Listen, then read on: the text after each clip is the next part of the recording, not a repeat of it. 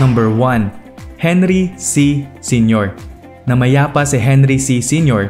noong 2019 sa edad na 94. $20 billion ang pinakamataas na inabot ng kanyang net worth at ito ay taong 2018. Siya pa lamang ang tanging Pilipino na umabot sa ganito kalaking kayamanan.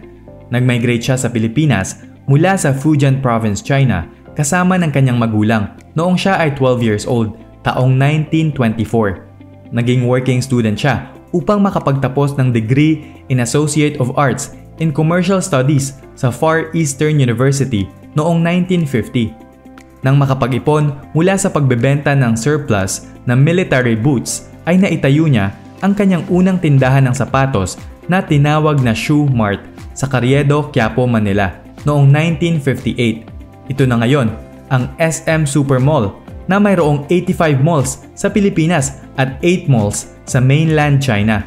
Sa kanya rin ang SM Development Corporation o SMDC, mga bangkong BDO Unibank, China Bank at China Bank Savings at napakarami pang mga negosyo